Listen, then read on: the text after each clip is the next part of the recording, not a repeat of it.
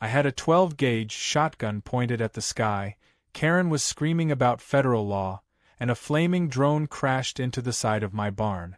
All because the HOA thought they could hijack my ranch for their shiny new solar panels. What they didn't know. My great-grandfather prepared for this moment 100 years ago, and it was about to blow up in their faces. Now, I know what you're thinking. Wait, what? How do you even pull that off legally? And how does she not notice? That's the best part. Karen didn't notice because, like most self-declared suburban tyrants with a law degree from Facebook and a God complex fed by HOA bylaws, she assumed everyone outside her picket-fenced kingdom was just another hick with a shotgun and a cow named Betsy. Which, to be fair, is only half true. My shotgun is named Loretta, and I haven't had a cow named Betsy since the late 90s. But what I do have is 140 acres of legally protected, strategically defended, and hilariously underestimated family land, and a whole lot of time. This all started 3 weeks before that drone took a nosedive into my siding and started a barn fire that took me and my cousin Dale 2 hours to stamp out with wet feed sack. That morning, I found a group of guys in safety vests surveying near the eastern fence line. I rolled up on my ATV and asked what they were doing. One of them smiled like I'd just brought him a coffee and said, "Just prepping the install site for the solar expansion, sir. Should be done in a week or 2. I blinked. Expansion for what? He glanced at a clipboard. For the HOA solar grid. New initiative. Going green. I stared at him. Then I stared past him, at the neatly cut orange boundary markers and the little pink flags fluttering in the wind like they belonged there. They were 20 feet onto my property. I wasn't in any mood to escalate that early in the morning, so I nodded, told them I'd be back, and drove straight to the HOA office. Now let me clarify something. I don't live in the HOA. I live next to it. My land butts up against the eastern edge of Pine Ridge Estates, a collection of overpriced stucco boxes with 2-car garages, suspiciously identical flower beds, and an obsession with uniformity so intense it makes military barracks look like Burning Man. The HOA charter was formed 10 years ago, long after I inherited the ranch. They've tried to annex parts of my land before, claiming misaligned property borders and historical variance issues. I shot that down real quick. Literally. With boundary posts and legal filings. But they never tried anything like this. Inside the HOA office, I was greeted by Karen herself. Technically her name is Madeline, but she introduced herself with, "I'm the HOA president, and we'll be needing your signature to finalize our energy sharing arrangement." She smiled like we were best friends swapping casserole recipes. I told her no. She blinked. I elaborated. "No, you're not installing anything on my land. No, you didn't ask. No, I won't sign anything." She frowned like I'd just kicked her golden retriever. "Mr. Callahan, I don't think you understand the opportunity we're offering. This is a sustainable energy solution. It benefits the whole community." I told her my barn and my land weren't part of her whole community. She actually did that slow inhale thing people do in courtroom dramas when they're about to say something really stupid. The HOA board voted. "We have the right to use adjacent, unzoned land for community benefit. You'll barely notice it's there." I replied, "That's funny, because I barely noticed it's yours." What followed was a flurry of emails, mailers, and even a glossy pamphlet that featured my eastern field photoshopped with sparkling solar panels. They mailed it to every house in Pine Ridge and posted it on the HOA's Facebook group, which I was kindly not invited to. They were holding informational sessions and taking selfies in front of future solar innovation zones that were actually my hayfield. At first, I laughed. But then they started bringing in equipment. Trucks, cement posts, wiring. They installed junction boxes inside my fence line. That's when I stopped laughing. I sent an official cease and desist letter through my lawyer, Donna. She's 73, wears floral blouses, and once threatened to sue the city when they repaved her street without notice. Karen ignored it. Instead, she began sending her little drone over my ranch every morning and evening. At first, I figured it was just a hobby, until I noticed it hovering over my barns, dipping close to the livestock pens, even peeking through windows. That's when I checked the HOA Facebook group using a burner account and found her post, monitoring ongoing encroachments and animal safety hazards. Video documentation in progress. That little flying narc had to go. So that's how we ended up at the moment I had Loretta aimed skyward. The drone buzzed low, barely 20 feet above my driveway, and Karen stood on the other side of the property line, phone in hand, filming. She was shouting about airspace rights and federal regulations. I smiled, waved, and blew that drone out of the sky like it was a clay pigeon. It sparked, spun, and nose-dived into the barn wall with a satisfying crunch and a puff of smoke. Karen screamed like I'd just shot her dog. I turned and walked back to my porch like it was just another Wednesday morning. Of course, she called the FAA. I called my lawyer. What Karen didn't realize, and here's the real kicker, is that her drone had broken at least 3 state-level drone privacy laws, crossed over livestock zones protected by agricultural safety regulations, and had been flying under 50 feet for days. I had footage, timestamps, and a very irritated alpaca named Leroy to prove it. The FAA was surprisingly interested. But not in me. No, they asked me to send over the drone footage, then politely informed me Karen was under investigation for multiple violations. Her perfect little HOA resume just got a big red flag. Now, here's where things start getting spicy. After the drone was downed, and Karen had sufficiently screeched her lungs raw about personal violations and impending arrests, I decided it was time to dig a little deeper. I headed to the far east end of the ranch, just past the creek bed. That's where the land survey markers had first popped up, and where my granddad used to say, "If anyone ever tries to steal from us, check the iron." I always thought he meant a gun.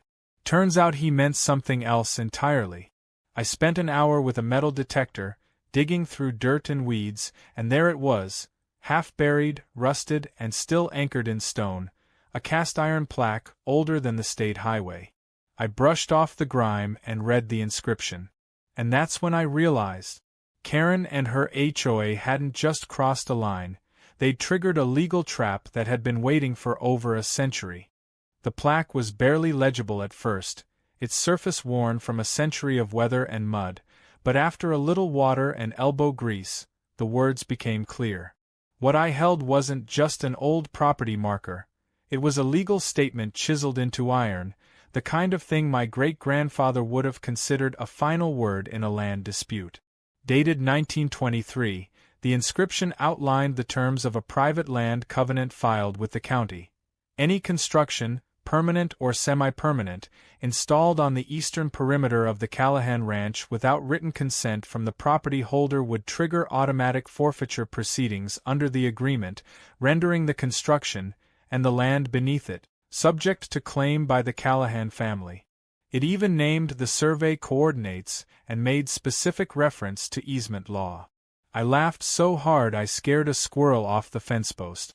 You see, my great-grandfather was a mean old buzzard with a talent for whiskey and a hatred for people who thought a suit gave them the right to take what they wanted. According to family lore, he once sued a railroad company for cutting across his fields without notice. They settled and gave him not only money but the right to file his own covenant. He did it out of spite, never thinking it would come in handy. And yet, here we were, almost exactly 100 years later, and some HOA president with a superiority complex had walked directly into it. I called Donna, my lawyer, and read her the whole plaque word for word. She told me to stay put and drove over herself with a magnifying glass, legal pad, and a pair of floral gardening gloves. We spent the next 3 hours pulling up county records, and sure enough, there it was. A copy of the original covenant, filed and stamped in the dusty old archives of the courthouse. Not only was it valid, it had never been challenged or rescinded. That meant it was still enforceable under property law. Donna grinned like she'd just found gold in a retirement home raffle. "They're so screwed," she said, scribbling notes like a woman possessed. "They didn't even run a proper title check before trenching. Classic HOA move.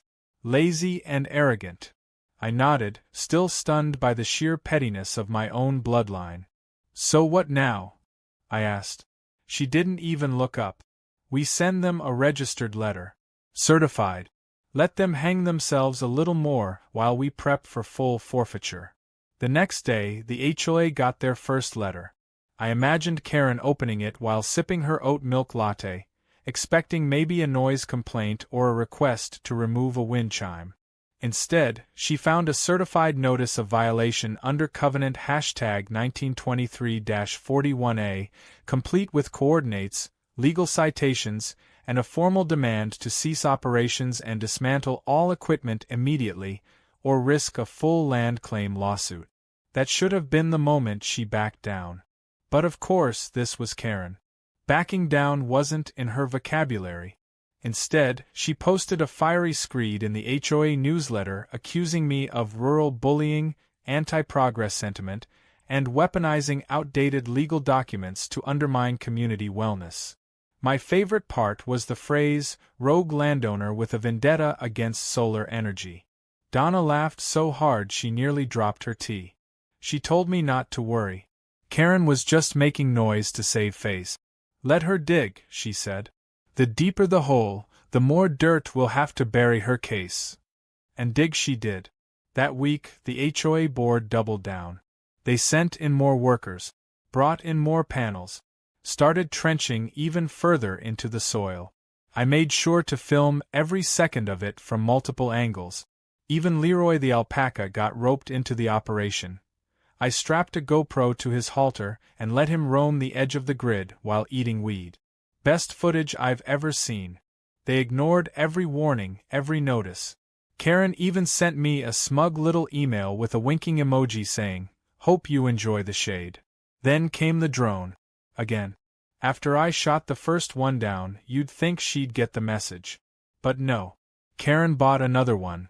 Bigger, fancier, with a camera that could probably see through walls, and sent it buzzing over my ranch like an angry wasp.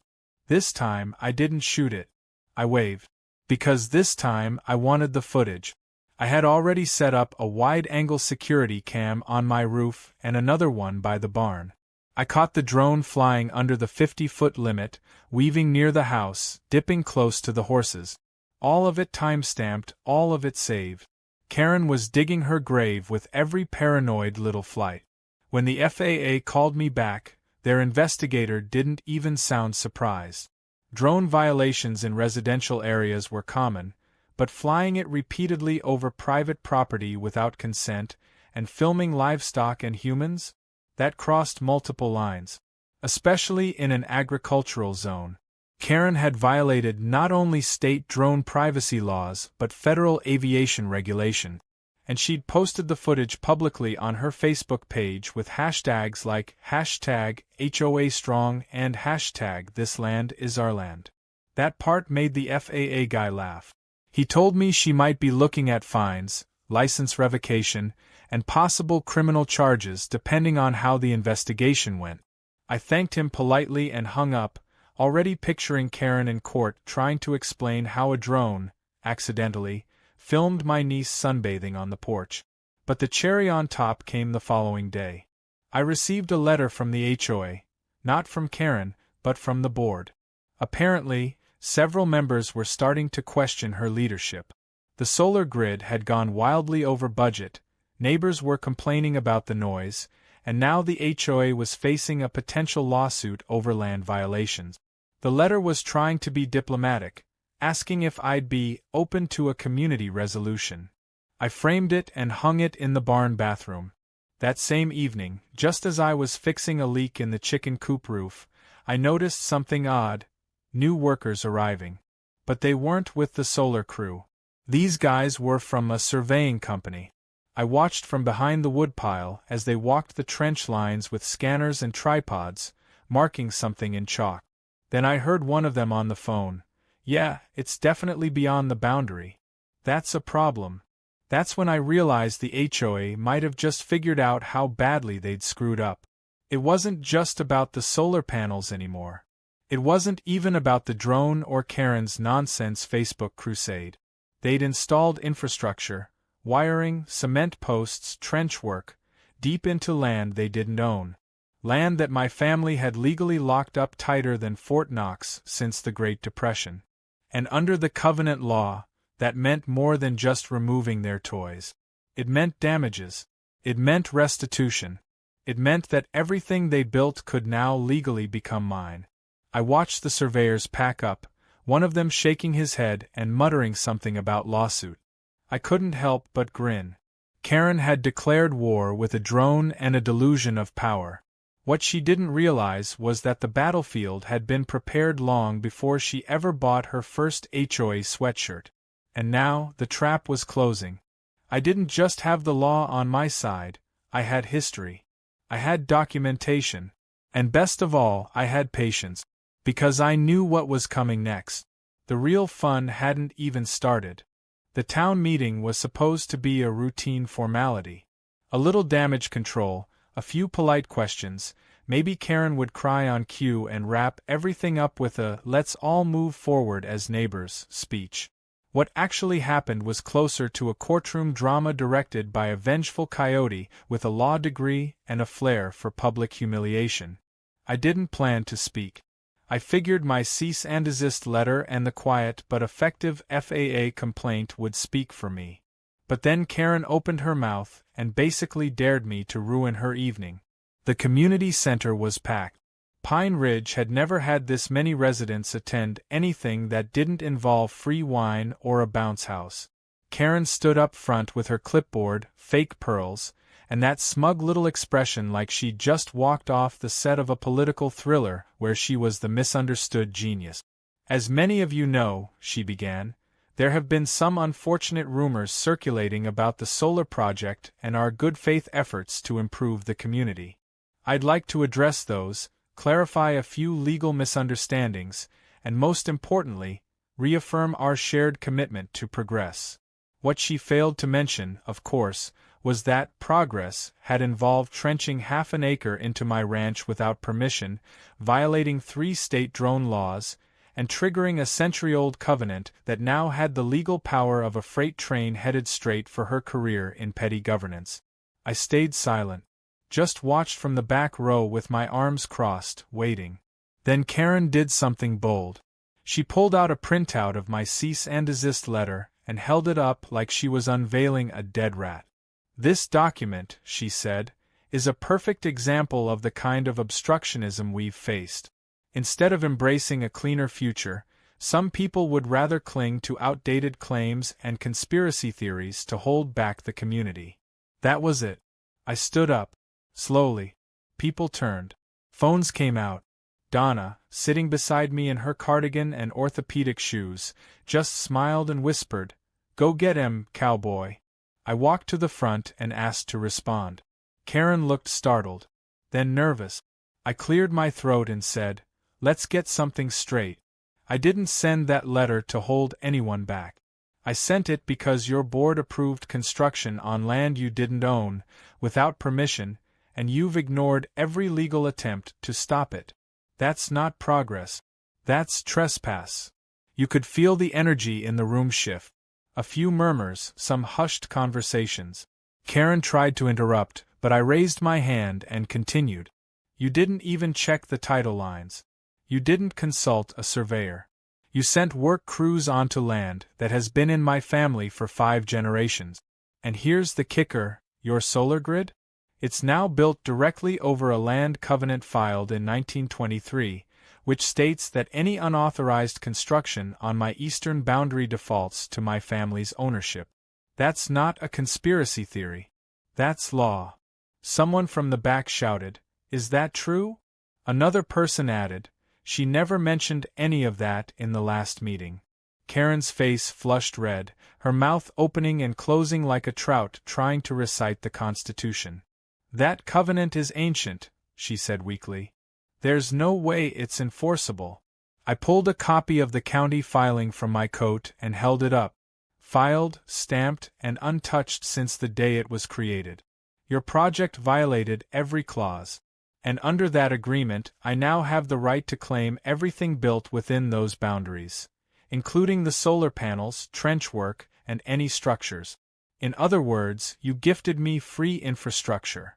The silence that followed was the kind of silence people usually reserve for the moment after a magician saws someone in half.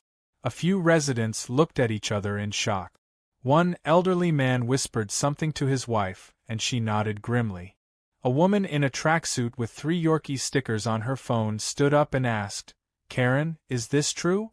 Karen fumbled, said something about pending legal review and community priorities, but it was too late. The room had turned.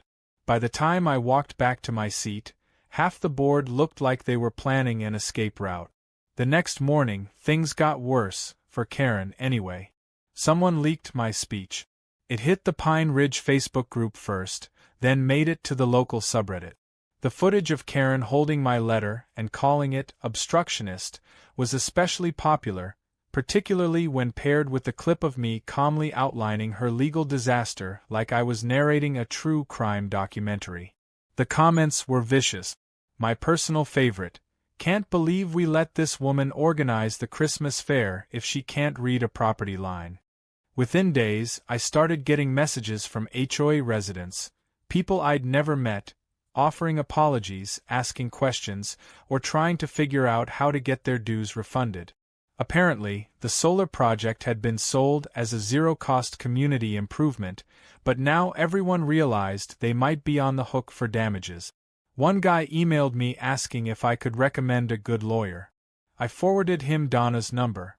Karen, on the other hand, doubled down again. She issued a public statement blaming a coordinated smear campaign led by an anti-environmentalist landowner and claimed she had evidence of harassment.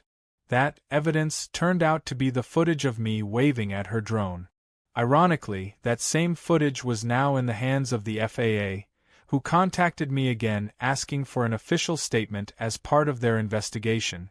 They were also very interested in the footage from my barn cams, especially the part where the drone hovered 10 feet above my niece, who was reading a book in a lawn chair. That, apparently, crossed another legal line: child privacy. At that point, Karen didn't just have civil lawsuits to worry about, she might be facing criminal charges. The HOA board tried to quietly hold a vote of no confidence, but Karen caught wind of it and tried to preempt them with a letter declaring she would temporarily step down due to the emotional toll of constant attacks. Nobody bought it. The board voted anyway. 3 days later, I got a call from one of the members, a guy named Dennis who always looked like he was trying to remember where he left his keys. He told me, very sheepishly, that Karen had been officially removed and that the board wanted to meet with me in good faith. I told him I'd think about it, because at that point I was already talking to Donna about damages. The original covenant didn't just give us forfeiture rights, it gave us the ability to claim losses, legal fees, and restoration costs. That solar grid wasn't just an eyesore anymore. It was $1 million liability. I had done the math, and if things continued in my favor, I could potentially walk away with full ownership of the installation, financial restitution, and the satisfaction of watching Karen's legacy dissolve like sugar in the rain. But just when I thought things had reached peak ridiculous, a new twist dropped into my lap. A county assessor, one of the ones involved in the recent land survey Karen had quietly ordered, called me to confirm boundary adjustments for the grid. Confused, I asked why they were confirming anything. The guy sounded nervous. Because someone from the HOA filed a form requesting a zoning variance for that land. Claimed it was HOA-owned communal property. Said it had been donated. My blood ran cold. That wasn't just a lie. That was fraud. Karen had submitted falsified documents to the county, claiming my land had been transferred. She didn't just overstep. She tried to erase me from the records entirely. I thanked the assessor and hung up. The meeting, the FAA, the lawsuit, those were just the warm-up acts. Karen had crossed a line no spreadsheet or HOA clause could fix. And now I was done playing defense. The thing about a trap is, it only works if the other side doesn't see it coming. And Karen had been so blinded by her own imagined authority that she didn't just step into the trap, she did a full swan dive with fireworks and a marching band. I could have stopped her earlier. I could have waved a white flag, taken a payoff, or just let it slide and gone back to baling hay. But this wasn't just about land anymore. It was about principle. About entitlement. About someone thinking they could erase 100 years of legacy with a zoning form and a drone. So I let the trap spring. And I made damn sure it held. By the end of the week, I had everything I needed. Documentation of the covenant, video proof of the solar grid trespassing, FAA statements regarding the drone harassment, even a notarized transcript of the county assessor's call where he confirmed Karen submitted fraudulent property documents. Donna filed the lawsuit like she was lighting a ceremonial bonfire. It wasn't just a cease and desist anymore. It was a full claim: restitution for property damage, land forfeiture, recovery of utility infrastructure, punitive damages for legal violations, and civil penalties for drone surveillance and attempted fraud. When I saw the final number on the filing paperwork, I had to sit down and whistle. Karen and her HOA owed me just shy of 7 figures, assuming the court didn't get creative and pile on more for fun. But the real fun came when the letters hit their mailboxes. Karen didn't take it well. She posted one final, rambling manifesto to the HOA Facebook group, accusing me of being a land-grabbing, sovereign citizen, and claiming that the real conspiracy was orchestrated by Big Oil to destroy clean energy in their community. It would have been hilarious if it wasn't so sad. Her supporters, what few remained, quickly vanished once the legal language started getting serious. Nobody wanted to risk being named as a co-defendant. The rest of the HOA residents were too busy scrambling to figure out what this meant for their monthly dues and the failing solar project they had unknowingly bankrolled. Within 2 weeks, the board formally disbanded the solar committee. The contractors pulled out. Trucks started showing up to dismantle the solar panels, remove the wiring, and fill in the trenches. Everything came apart like a cheap toy at a yard sale. I didn't lift a finger. They paid for their mistake with sweat, tears, and more than a few destroyed reputations. Meanwhile, I stood on my porch every morning with a cup of coffee, watching them reverse engineer their own disaster. Occasionally I'd wave. One worker gave me a thumbs up. Said he hoped I got the whole system once it was cleared. I told him that was the plan. Then came the hearings. Karen tried to play the victim. Said she'd been misled by inaccurate maps and that she had never intended to harm or harass anyone. But under questioning, her emails told a different story. The one where she explicitly instructed the surveyors to ignore the Callahan Ranch complaints and greenlight the project regardless of local pushback. The judge was not impressed. Even less impressed when he reviewed the drone footage. At one point, he paused the video, leaned forward, and asked Karen if she could explain why her drone was zooming in on a teenage girl sunbathing behind a private residence. Karen stuttered something about safety inspections. The courtroom laughed. The judge didn't. She was fined. Heavily. The FAA added their own penalties. The county revoked her ability to file or oversee any zoning project. And, just for good measure, the court ordered her to issue a formal apology, in writing, to my family for violating the covenant and for attempting to seize property under false pretenses. I didn't even care about the apology. I just liked the idea that she'd have to put it in writing. It felt like poetic justice in Times New Roman. But the part that truly sealed the deal was the land. Once the court ruled in our favor, the eastern strip of the HOA land, the part where the grid had been installed, was officially deeded over to me. It wasn't huge, maybe a couple of acres, but it was legally mine now. And it came with freshly cleared trenching, solar-ready infrastructure, and a story that would be told at every county barbecue for the next decade. I decided to build a barn on it. Not because I needed another one, but because I could. and because I wanted the first thing Karen saw every time she drove past to be a bright red monument to her own failure. The mural was Dale's idea. He's a decent mechanic, but a hell of a painter when you give him enough time and energy drink.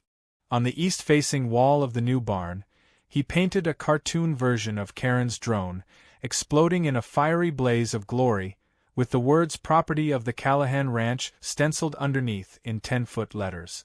It was subtle, but effective. I named the building the Trap House, not because I thought anyone would get the joke, but because I knew Karen would. The last I heard, she sold her house at a loss and moved 2 towns over. Word has it she's trying to join another HOA board, but her reputation precedes her. A few neighbors reached out to thank me. One even brought a homemade pie. Said the whole mess had made them realize how toxic the HOA had become. Some even talked about voting to dissolve it entirely. I told them that was their business. I'd done my part. I had my land, my barn, and the last word. As for the solar panels, Donna found a way for me to claim them through a legal salvage clause. I contacted a local co-op, got the wiring reconfigured, and set them up to power the new barn, part of my main house, and even sell a little extra back to the grid. Irony tasted better when it came with a government rebate and lower electric bills. The final scene played out on a windy Tuesday. I was sitting on the porch again, this time with Donna. She had her knitting needles out and was working on a scarf that looked like it was strangling a raccoon. We watched as the last of the grid workers drove away, leaving behind nothing but fresh soil, a new fence line, and my shiny new solar panels glinting in the sun. She looked over at me and said, "You could have just yelled at them, you know." I sipped my coffee and nodded. Sure. But where's the fun in that? We sat there a little longer, listening to the wind whistle through the grass. The ranch was quiet again. Peaceful. And best of all, it was mine. Every inch of it, earned through patience, planning, and the kind of generational spite that only a Callahan could carry. They thought they were building a monument to progress. But all they did was trigger a 100-year-old reminder that some land doesn't take kindly to being claimed. And some families don't forget.